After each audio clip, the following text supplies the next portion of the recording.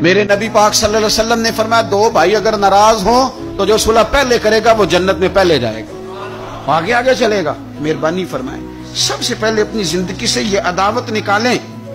ہمارا کہ جیسے رٹا ہی کوئی نہیں، جھگڑا ہی کوئی نہیں، کیا ضرورت ہے؟ جھگڑا اس کا ہوتا ہے جس کی کوئی ذات ہوتی ہے، جھگڑا اس کا ہوتا ہے جس نے اپنے آپ کو بت بنا لیا ہے، جھگڑا اس کا جس نے انا پال لی ہے، جھگڑا تو اس کا ہے جو کہتا ہے میں کچھ ہے ہوں، جھگڑا تو اس کا ہے۔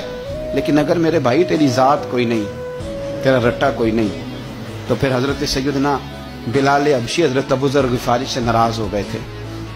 بلال کا رنگ کالا تھا، ابو ذر غفاری کا گورا تھا۔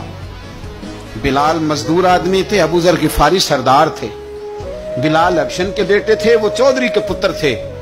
لیکن نبی پاک صلی اللہ علیہ وسلم نے فرمایا ابو ذر میں تب راضی ہوں اگر تجھ سے بلال راضی ہو تو سیدنا ابو ذر غفاری نے ایک منٹ نہیں لگایا، ذات کا بت کوئی نہیں تھا، جا کے تو جناب بلال کے سامنے لیٹ گئے، کہنے لگے حبشن کے بیٹے اٹھا اپنا پیر اور میرے منہ پہ رکھ، میں دنیا والوں کو بتاؤں کہ تھا تو حبشن کا بیٹا، پر مدینے والے رسول نے تجھے کتنی عزتیں عطا کر دی۔